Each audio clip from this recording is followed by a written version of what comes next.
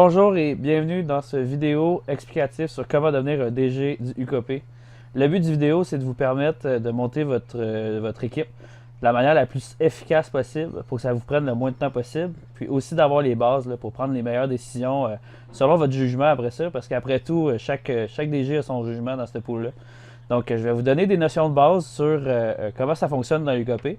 Comme je disais, là, après tout, c'est vos décisions que vous prenez comme DG. Puis si vous voyez des choses que, par exemple, ne sont pas mentionnées dans l'UKP, puis dans ce vidéo-là pour l'UKP, puis qui seraient à votre avantage, n'hésitez pas à essayer les stratégies que vous voulez. Entre autres, il y a des gens comme Mathieu Roy-Saint-Onge qui font des stratégies assez loufoques qui ne fonctionnent pas. Au moins, il essaye fort.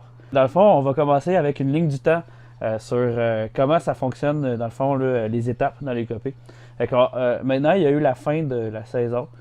Puis après ça, Marco a annoncé les nouvelles expansions qui sont vous.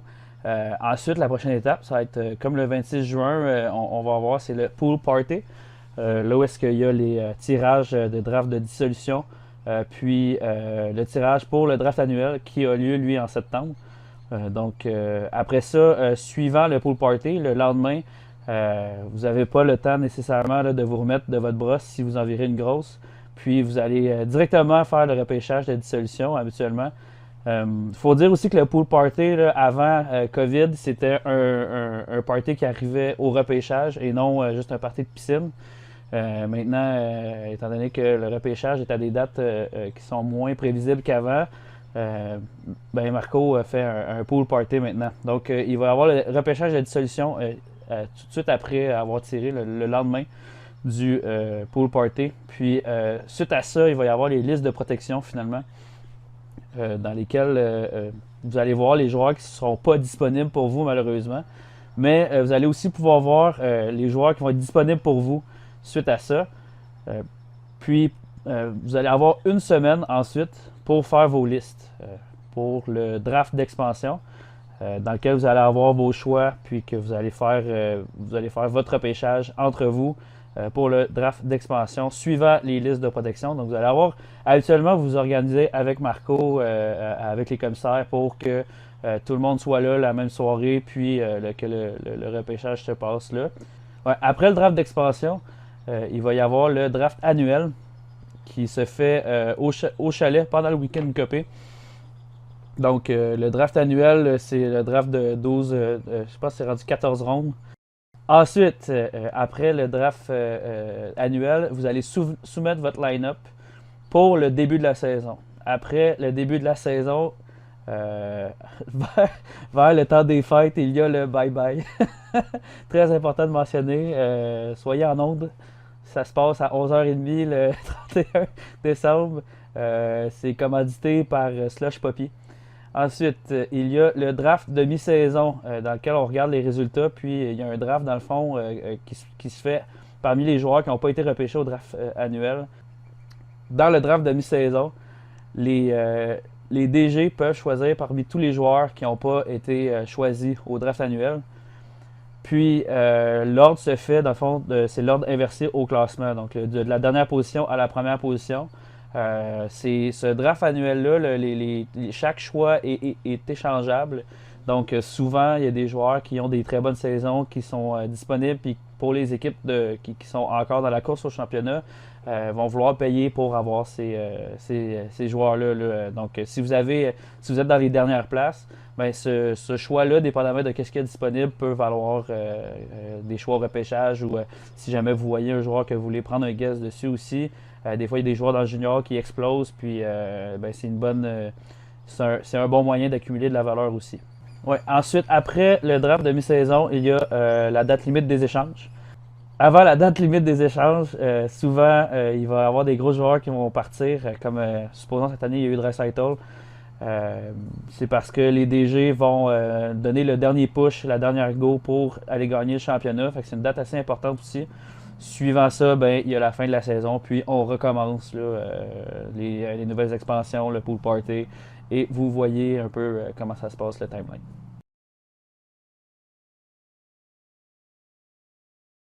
Qui contacter si vous avez des questions? Marco, vous allez le contacter pour tout ce qui est trade, waivers et les questions en général. Ensuite, Steven Cochon, lui, s'occupe des règlements. C'est lui qui monte les règlements sur le site. Donc, si vous avez des questions par rapport aux règlements, c'est lui qu'il faut contacter. Sinon, il y a les rappels en général de joueurs. Donc, quand vous rappelez un joueur de votre club école sur un joueur blessé, c'est lui qui s'en occupe. C'est aussi lui qui s'occupe de tout ce qui est Office Pool, donc le site de ranking du pool, là où est-ce que les points sont cumulés. C'est lui qui s'en occupe. Donc, s'il y a quelque chose que vous voyez qui ne fonctionne pas ou si vous avez des questions sur comment les points sont cumulés sur Office Pool, c'est à Steven qu'il faut le demander. Puis, pour Patrick, tout ce qui est questions techniques sur le site du Copé, bug, donc c'est lui qu'il faut contacter s'il y a quelque chose qui ne fonctionne pas. Entre autres aussi, là, gênez-vous pas là, avec Patrick.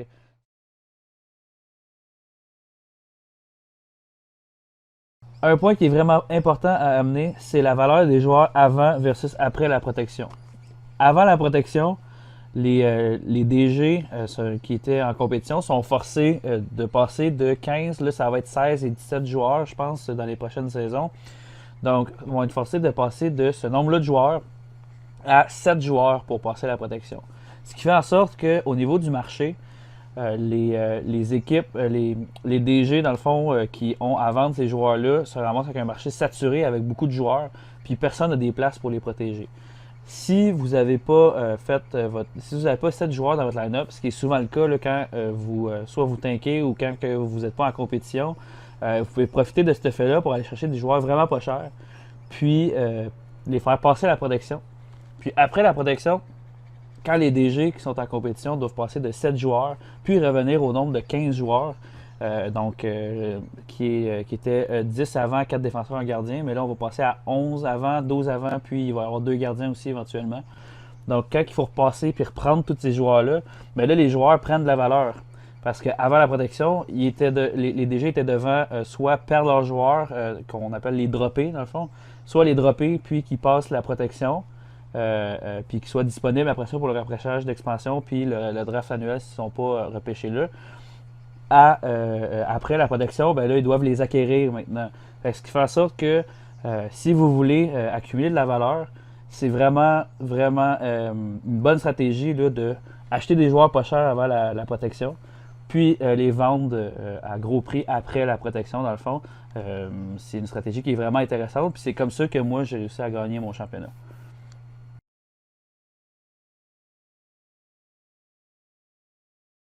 Dans votre situation à vous, par exemple, cette année, avant la protection, si vous achetez un joueur, vous perdez votre dernier choix d'expansion.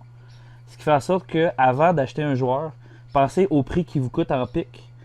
Parce que c'est sûr que c'est avantageux d'aller chercher un joueur avant la protection si vous pensez qu'il va être pris dans les premiers ou après dans le repêchage d'expansion pour devancer les autres nécessairement en ayant votre dernier pick finalement. Mais il faut que vous fassiez attention au prix que vous payez parce que vous payez le joueur que vous auriez eu gratuitement avec votre dernier pick plus la valeur que vous allez donner qui en ce moment vous avez juste des choix repêchage à donner. Ça, par exemple, cette règle-là, ça ne s'applique pas pour les joueurs ELC. Fait que les joueurs ELC, vous pouvez aller en chercher, puis un nombre maximal qui est le nombre que vous avez droit dans votre farm.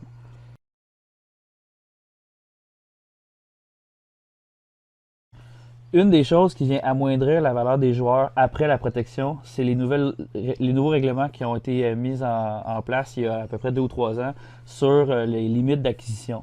Un DG un DG compétitif peut acquérir, à part de ces 7 joueurs qu'il a protégés, 3 joueurs de plus avant le premier mois de la saison. Une fois que le premier mois de la saison est passé, c'est rendu all-in.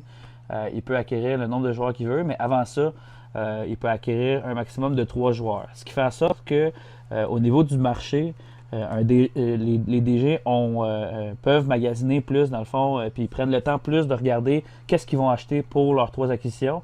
Puis il y a moins de demandes aussi parce que si on passe de quelqu'un qui a besoin de 8 à 9 joueurs à quelqu'un qui en a besoin de 3 puis qui va après ça aller chercher ses autres joueurs un mois après le début de la saison ou qui va en drafter une partie. un mois après le début de la saison, le marché rouvre. Fait que ça peut être intéressant pour vous. Si vous ne décidez pas de tanker, ça peut être intéressant pour vous de garder vos joueurs un mois après le début de la saison. Par contre, il y a toujours le risque qu'ils se blessent ou qu'il y ait un mauvais début de saison. Dans ce cas-là, vous ne pouvez pas les vendre. Vous pourriez les vendre, mais probablement à perte ou pas à la valeur que vous penseriez avoir pour, parce que le marché ouvre à ce moment-là. Sinon, si vous décidez de tanker, ça devient vraiment, vraiment problématique de tanker, puis vous allez avoir de la difficulté à aller chercher vraiment le bas du classement en gardant des joueurs un mois dans la saison, parce que déjà là, la compétition est vraiment féroce pour faire du tankage.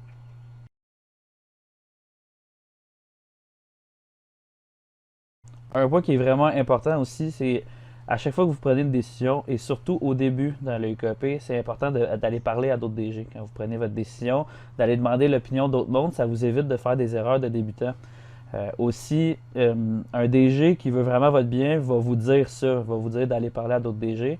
Vous allez reconnaître un DG qui essaie de vous en passer une vite parce qu'il ne vous dira pas de sonder l'opinion des autres. Il va au contraire peut-être même vous presser à accepter un échange. Donc, c'est vraiment important de aller voir l'opinion des gens. Puis, le plus que vous allez voir l'opinion des gens, le mieux vous allez être conseillé.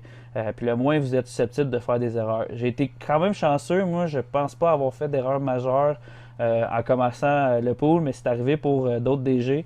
Puis, il y a comme un peu un cliché là, qu'il y a des requins dans l'UKP. C'est tout à fait le cas. Il y a des gens qui vont essayer de faire en sorte de profiter du fait qu'il y a peut-être une partie des règlements ou peut-être une partie de la valeur des joueurs ou un concept dans les copies que vous ne comprenez pas nécessairement, puis en tirer profit là, de votre côté. Fait que c'est vraiment, vraiment important de, c'est ça, sonder l'opinion des autres, puis d'avoir des gens de confiance à qui vous pouvez, dans le fond, demander ça.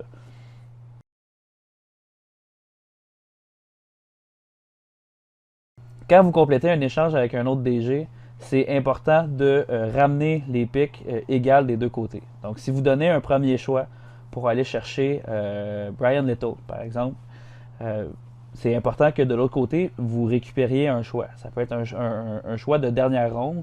C'est pas important parce que il faut respecter le nombre de joueurs qui était de 20 à 22 cette saison, mais qui va varier parce qu'on augmente le nombre de joueurs dans le pool. C'est important de respecter ce nombre de joueurs-là au début de la saison. Donc, ça inclut vos joueurs que vous avez dans votre farm, les joueurs que vous avez ensuite dans votre club, dans votre top 7 que vous avez protégé, plus les choix au repêchage que vous allez drafter. Ce qui fait en sorte que si vous avez trop de choix au repêchage, ben, vous allez vous ramasser à 23 joueurs, 24 joueurs, ce qui peut pas être le cas dans le copé. Puis le contraire aussi, là, si vous ne récupérez pas des pics quand vous en donnez pour aller chercher des joueurs, vous allez vous ramasser pas assez de joueurs au début de la saison. Puis ça peut être un problème parce que si votre équipe n'est pas légale, vous devez absolument la rendre légale. Les DG vont surtout pour aller chercher plus de joueurs, parce que sinon vous pouvez envoyer des joueurs aux waivers si vous en avez trop. Mais pour le contraire, ben là, les DG vont vous attendre. Là, puis peut-être qu'il y a des gens qui vont faire des passes droits là, au début, là, mais c'est vraiment important d'être organisé à ce niveau-là.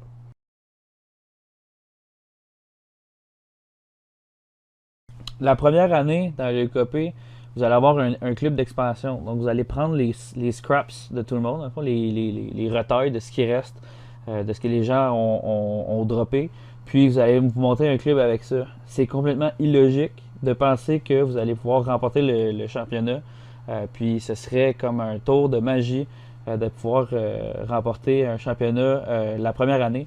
Je dirais même que c'est un peu avoir une tête enflée là, d'arriver dans le UKP puis de penser dire que vous allez être compétitif la première année parce que il y a des gens qui montent leur club depuis plusieurs années puis tout le monde est un bon DG. Ben, pas tout le monde est un bon DG, mais il y a vraiment beaucoup de bons DG qui rentrent en compétition la même année que vous allez rentrer dans le UKP. Je vous dirais que c'est important d'arriver avec un plan qui est réaliste. Donc, espérer gagner peut-être sa division la première année, c'est faisable. Il y en a qui l'ont fait avant. Cependant, c'est important de regarder avec qui vous êtes en compétition dans votre division. Puis vraiment, moi je dirais que quand je suis rentré dans l'UQAP, je me suis fait un plan de 4 ans. À 4e année, c'est là que je compétitionnais. J'avais mes étapes qui étaient vraiment bien prévues à chaque année, qu'est-ce que j'allais faire, puis comment j'allais développer mon équipe. Puis c'était de monter un plan qui était réaliste. Fait que moi, je vous conseillerais de faire la même chose, peu importe si c'est en t'inquiétant ou par la voie d'échange, puis en profitant du marché à des occasions durant la saison. Je pense que peu importe, là, ça prend du temps avant de devenir compétitif dans ce pool-là.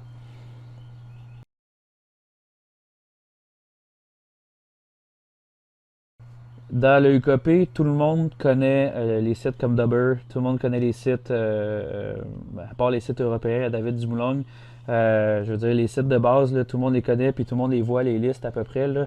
Euh, Ce qui fait en sorte que faut pousser plus loin pour aller chercher de l'information. Le mieux vous êtes informé, là, il y en a qui regardent des statistiques avancées aussi. Là.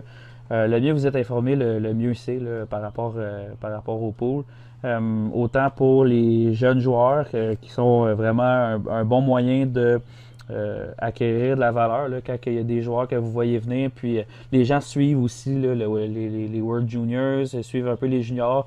Fait que si vous arrivez puis vous voulez, ça peut être un bon moyen là, d'aller chercher un joueur. Puis c'est pas vrai qu'on peut protéger chacun de nos joueurs, chacun des kids qu'on va chercher parce qu'on a une place limitée dans notre farm puis dans notre club. Mais si vous faites un bon pick puis un joueur qui devient désirable pendant la saison parce qu'il y a toute une saison junior ou dans la AHL ou au World Juniors, il shine, ça va aller de votre côté. Fait que je vous dirais que l'information, c'est un peu la clé là, aussi dans ce pool-là pour aller acquérir de la valeur.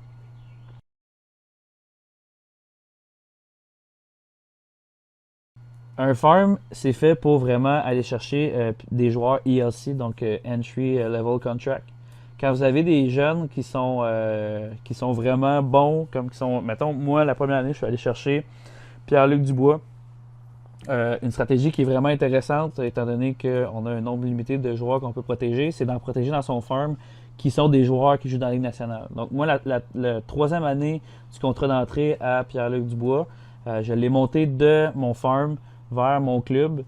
Ça a été vraiment, vraiment bon pour moi parce que j'avais un joueur qui faisait en bas d'1 million. Fait que pour la gestion de la masse salariale, c'était excellent. J'avais un joueur aussi qui faisait des points dans mon club que j'ai pas eu à protéger dans mon top 7. Fait que les joueurs que vous pensez qui vont faire partie de votre club, mettez-les dans votre farm. Protégez-les pas dans votre top 7. Euh, Ça serait un peu comme un waste of space là, dans le top 7. C'est vraiment une bonne stratégie là, de juste les garder dans son farm pour justement les utiliser là, quand que vous allez en avoir besoin. Puis d'ici ce temps-là, il ne vous coûte pas un spot de protection, mais un spot de farm.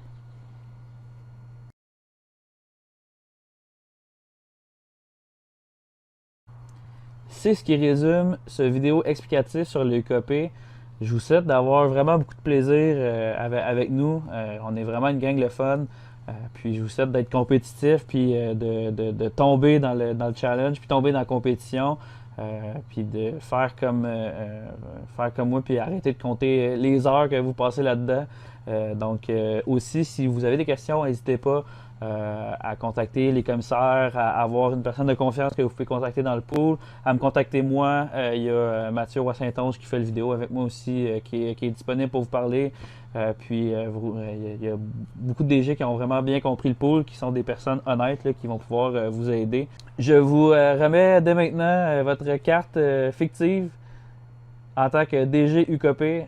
Elle vous donne le droit maintenant d'échanger vos pics d'expansion et peut-être vos boules de dissolution aussi si vous voulez et d'acquérir des joueurs. Donc allez et vaquez en paix mes amis.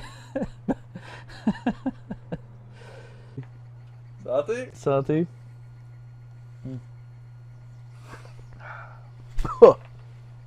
OK. Donc. Oh, ok. OK. Quand tu veux.